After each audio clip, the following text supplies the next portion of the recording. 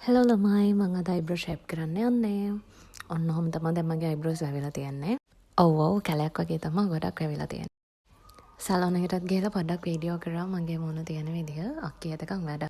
ගොඩක් වැවිලා තියෙන හින්දා පොඩ්ඩක් රිදෙනවා තමයි. ඒ වුණාට ඉතින් ඉවසන් ඉන්න බෑනේ. ලස්සන වෙන්නත් ඕන. මට කියන්න බැරි වුණානේ සැලොන් එක තියෙන්නේ මින්නේරියේ ඉඳන් කොළඹ පැත්තට යනකොට BOC එක හම්බ වෙනවා. BOC එකට එහා පැත්තේ. සැලොන් වල තමයි නම.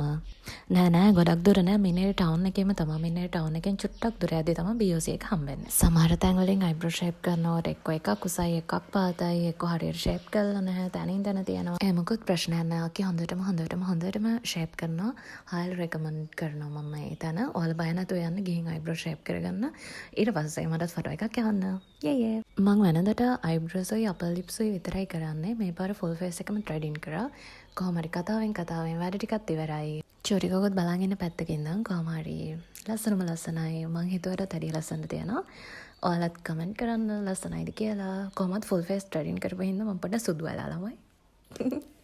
කොහොම හරි වඳුරු ලුක් එක ගිහලා I'm so happy. දැන් හරිම ලස්සනයි. ඊට පස්සේ මම ගෙදර ඇවිල්ලා නාලයන් ෆොටෝ ටිකක් ගත්තා. ඒ ටික තමයි තියෙන්නේ. සැලොන් එකේ අක්කගේ නම්බර් එක ඕන අයට මම ඩිස්ක්‍රිප්ෂන් එකේ දාන්න අක්කගේ නම්බර් එකට කෝල් කරලා කන්ටැක්ට් කරගෙන ඔයාලත් සැලොන් එකට යන්න. So thanks for watching. Bye bye.